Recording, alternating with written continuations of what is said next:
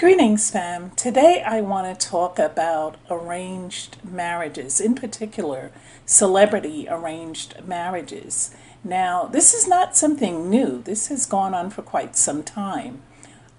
Usually, for the most part, it's done for money, but it's also done for other reasons. And I guess my biggest issue with it is that the children who are produced during these unions enter into a loveless household and they suffer as a result because a child, even as a baby, a child can tell when it's not loved, when it's unwanted.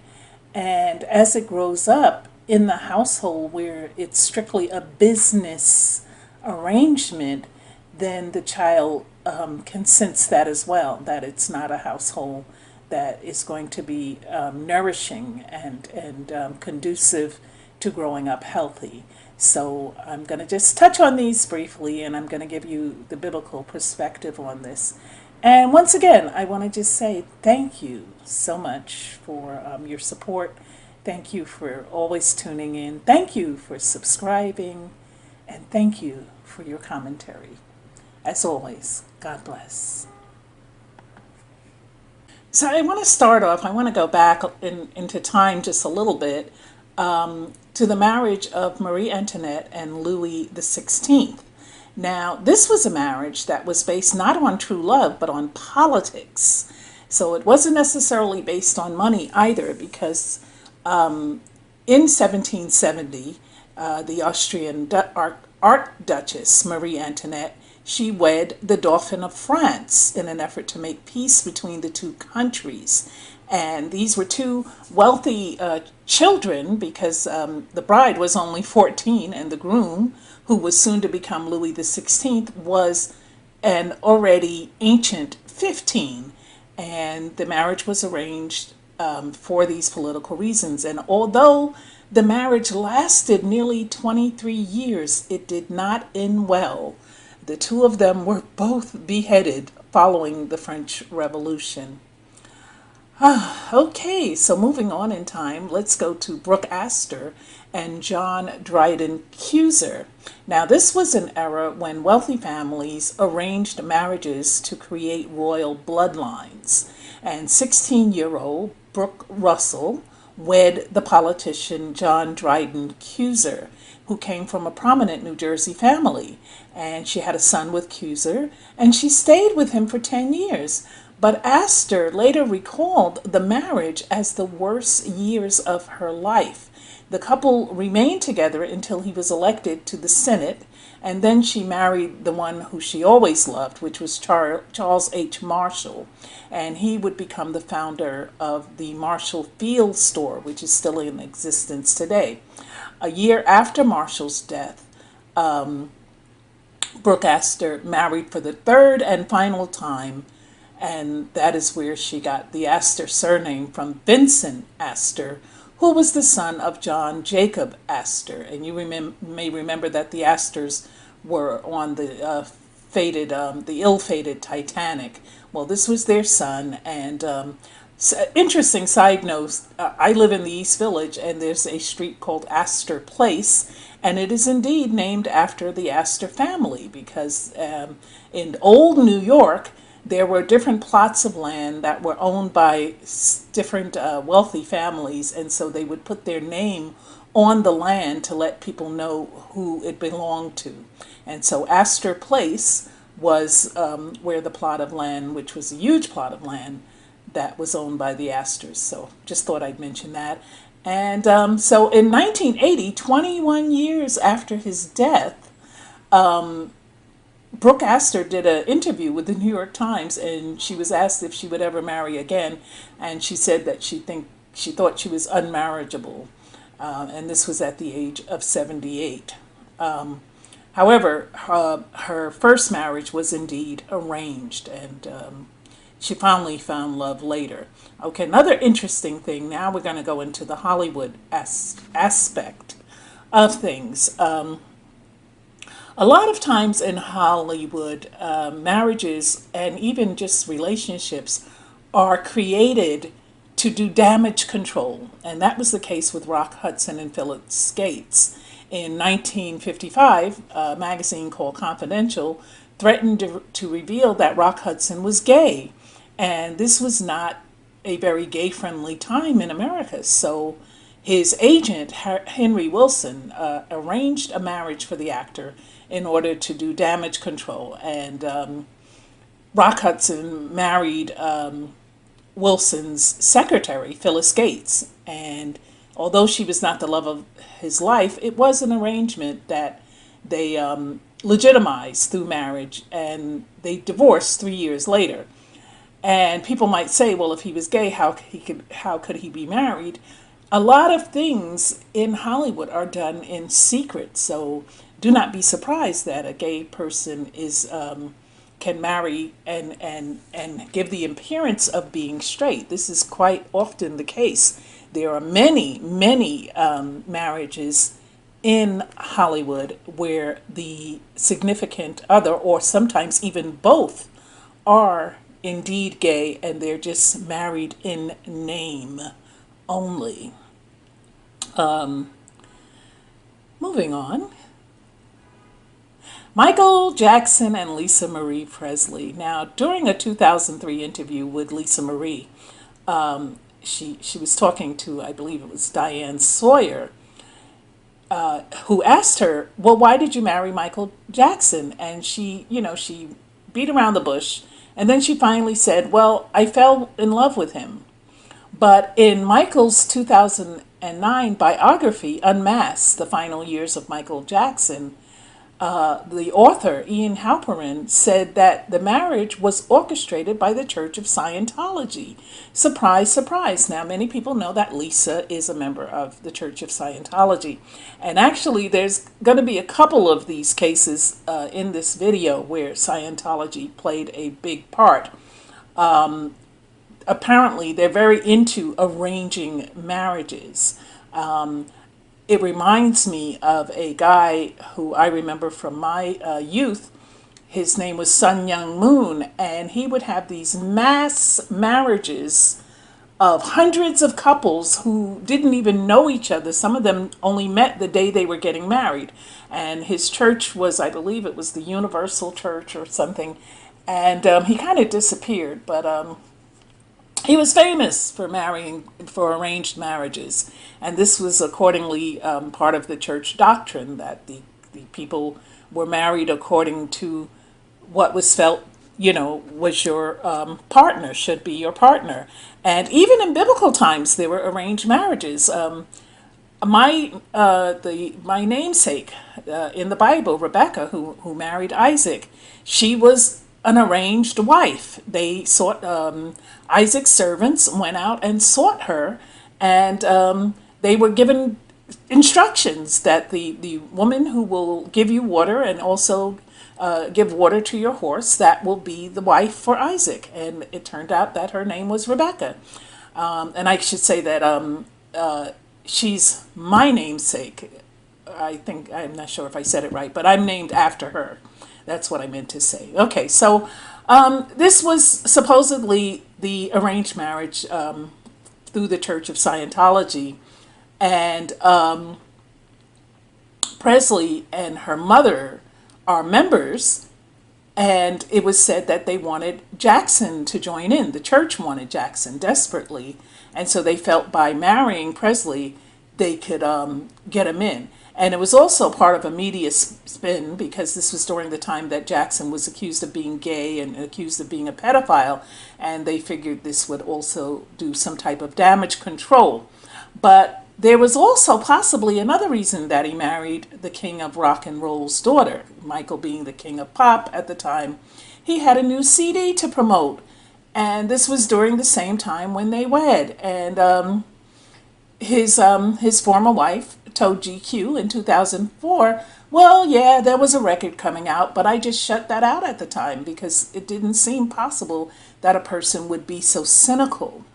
Well, believe it, because they've done even stranger things than that to promote a record, and I will talk more about that later in the video. Okay, Prince Charles and Diana Spencer. A lot of people knew from the door that this was an arranged marriage, mainly because Prince Charles had been having a long time affair with a woman named Camilla Parker Bowles, and this was who he loved. But the Queenie, didn't like Priscilla. She was a commoner, and she couldn't get approval from the Queen, and so he wound up marrying Diana, and that leads to speculation as to, was that actually an accident? A lot of people think that it was arranged, that the accident that killed Diana was arranged so that Charles could be free. But we'll never know, because like all other secrets, they usually die with the people who are part of it. Okay, so here's another case of Scientology being involved in matters that shouldn't necessarily be their concern, but John Travolta and Kelly Preston. This was during a time when Travolta was being accused of being gay, and it was the wife of one of his former co-stars, Jeff Conaway, who put this out after her husband died. And so he married Kelly, and the spin was that Kelly knew he was gay, but that she was okay with it. And there are a lot of, back in my generation, we used to call them fag hags. And I was even called that because I used to have quite a few gay young men who loved being around me and loved being around the entertainment business, period. And because they were friendly with me, I would have a lot of straight friends call me a fag hag, which simply meant that I was okay with being around them. Of course, they're people, and some of them were quite fun. I actually had more fun with them sometimes than I did with the straight people. Didn't mean that I condoned the lifestyle, but at that time, I wasn't really checking for that. I had the men that were in my life, but there were the gay men that I hung out with when I went to clubs. I would dance with them, and I especially loved dancing with gay men because they weren't all over my body. So, if I was still clubbing even at this age, I'd probably look for the gayest guy in the club because I know at least we're going to just dance. But moving back on topic, and this is something Grandma does frequently, she wanders off, but she comes back. I always find my way back. So this was supposedly the case with Travolta and Kelly Preston. And I don't know. I don't know him and I don't know her. So I don't know if the story is bogus or not. But I do know that the marriage didn't last. Okay. Kim Kardashian and Chris Humphries. I knew this was a sham. Anytime your wedding costs $10 million and the marriage only lasts 72 days. Well, guess what? So she filed for divorce after less than 3 months, and these theories began that it was pretty much an arranged marriage from the start. And, it was also during the reality TV period when they were trying to get the ratings up, so it was done for TV, and she was looking for a husband, and Chris was selected for her. They had other choices, but this was the one who won, supposedly. And she was never really into him, but she was hopeful that she would develop feelings, and it never happened. And she even stated to people that she hated sleeping with him, which is a horrible thing to say about your husband. Even if it's the case, you don't make that public. But when he was finally rid of her, in December 2011, he said that he was seeking to have the marriage annulled because it was a fraud. So he realized too late in the game that she had used him simply to boost her ratings. Okay, another Scientology head case, Tom Cruise and Katie Holmes. Now, from what I understood, when Cruise divorced Nicole Kidman, the Church of Scientology held secret wife auditions for Cruise. And from 2004 to 2005, the first runner-up, Iranian actress Nazanin Boniadi, was reportedly selected. And she believed that she was going to enter into this arranged marriage with him. But the church did not totally approve her. Apparently they have some type of board, and so all the votes were not for her. And this is when Katie Holmes was then brought in as the runner-up, and she was put in a marriage, an arranged marriage with Cruz. And it's so interesting because Katie's father, who is a divorce attorney himself, it is said that her prenuptials filled 5 huge boxes. So that was the agreement. The prenup agreement was that big. Wow, surprise, surprise. Now, this won't surprise anyone.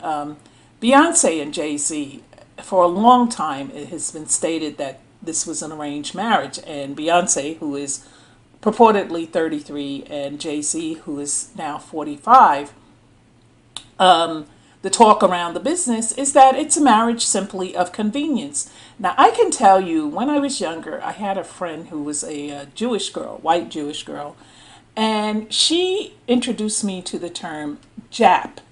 And I asked her, what on earth does that mean? I thought it was a slang or some kind of racial slur regarding Japanese, but what it meant was Jewish American princess. And she said that it was her culture, and she was a, not Hasidic Jew, but she was, her family was sort of Orthodox. And she said that it was the culture of the Jews to marry their daughters off to wealthy men, preferably lawyers or doctors, and that they were bred for this. And I found this so interesting because at the time I said, so you don't even have to be in love with the guy? Do you even get to meet him? And she said, in some cases you meet them shortly before you marry. And she said, no, most of the time you don't love them. She says it's a marriage of convenience, and it's a marriage about money.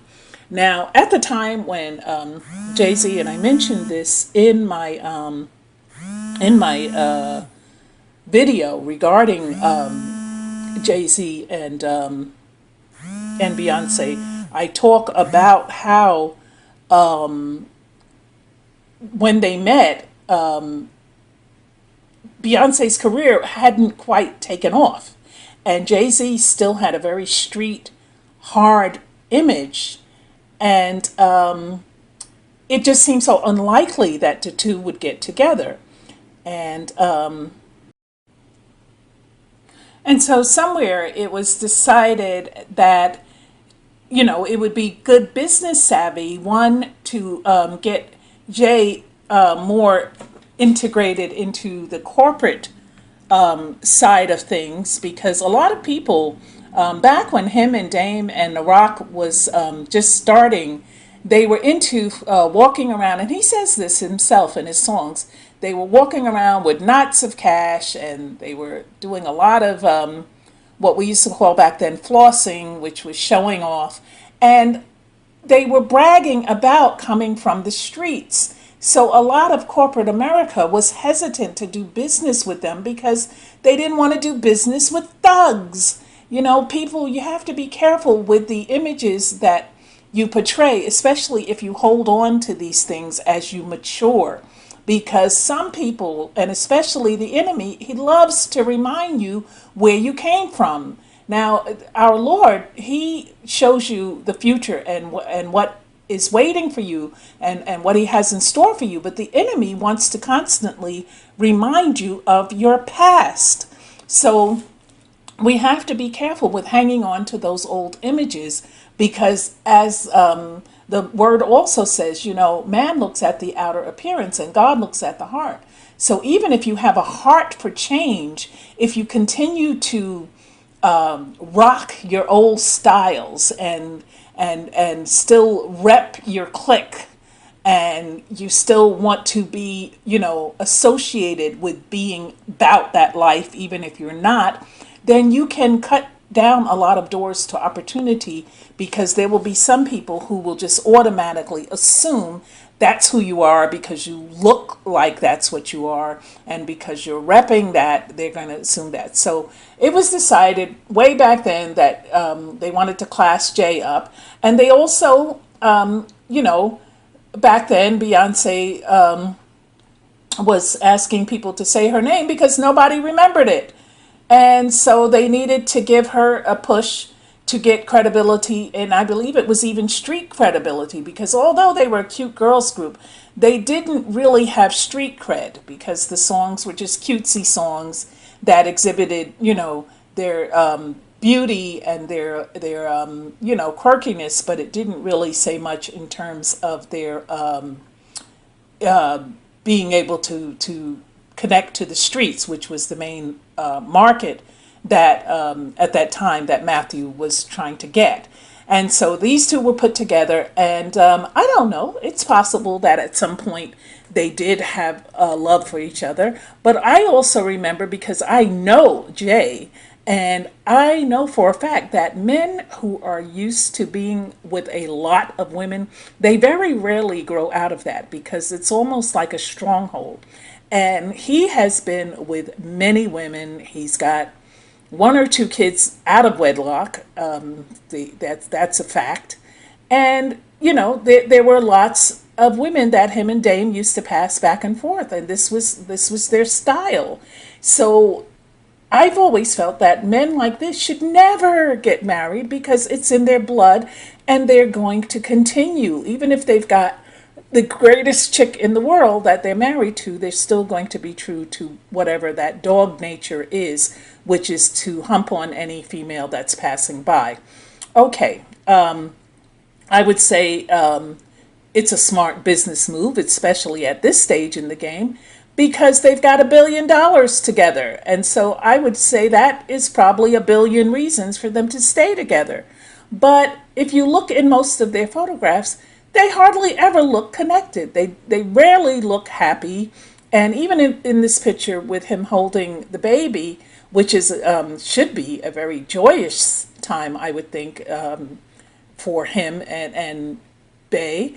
But he doesn't look particularly happy. Her smile looks painted on. And if you look at his hand, he's not even touching her. It's like he's afraid to touch that fake hair. He's afraid it's going to bite him or something, because his hand is not even on her back. It's just the illusion of holding her. He's holding his baby tight, which is a good thing, but he's not holding his big baby. So, go figure. I think I pretty much summed up what I wanted to say in this video. You can read between the lines, but that's, oh, well, one other thing. Matthew Knowles was on a radio show talking about the elevator incident where Solange was supposedly beating up Jay-Z. And he said that was a Jedi mind trick. And, I wouldn't doubt it now in retrospect. He said that this, that was during their tour. They had the On the Run tour was coming up, and they staged that little scenario to generate interest. And this is something that's done often in the industry. That's why a lot of these shootings at these clubs and things, they're done to generate publicity. And the Jedi mind trick, it fools people all the time. All the time, the public is sucked into these things, and it does exactly what it's meant to do, which is to generate interest. And after that, Solange's record sales increased, which they hadn't in the past. They were pretty stagnant, but after that, she found new popularity, and there was also more interest in the tour than had been before. So go figure. And that's Matthew. Although he wasn't managing her at the time, but he says this is something they've done in the past. They've done other little stunts to generate interest, and so he knows how it's done. But he didn't talk much about how he got fired because he was stealing her money. That's interesting. Anyway, that's for another video. Okay, folks, thank you. Thank you so much. I'm going to end in prayer. Lord, you said in your scripture in Matthew 19:6, you say that, there is a reason for marriage, that we are no longer one and no longer two, but one. And we've been joined by you. What has been joined by God can't no man separate. And by people entering into these false unions, it is not joined by you. So they are overtaking what is something that is supposed to be sacred, and they are using it for worldly gain, whatever the case may be. And it doesn't matter that they may develop love later. The fact is, they entered the union under false pretense, Lord. And we need them to understand that nothing is worth being disobedient to you, and playing with the word and playing with God. So I don't know how it's going to end. I don't even know that it will end. I'm sure that it is only happening because you have allowed it to happen. Of that I am certain. But I pray for the children in these unions, Lord. Children that are being introduced into a lifestyle where love doesn't matter, marriage is not important, it's not sacred, only money matters. And I pray for these children because they are growing up devoid of morals, devoid of conscience, and devoid of you. I ask covering for the children in these unions. I ask covering for the people who see these unions and want to copy these arrangements because they think it will give themselves a better life. I pray for those young girls who are bred to marry men with money so that they will have what they think is a meaningful life. I pray that they will do research and hear from wealthy women who did this and how their lives were miserable and their marriages so unhappy and unfulfilling because they chose that route. I pray that they will learn from these experiences. As always, I thank you. I thank you for the fans. I thank you for the subscribers. Did I say fans? No, I meant the subscribers. I want people to be fans of you, Lord, not of me. I thank you for the subscribers who subscribe so they can continue to hear the word.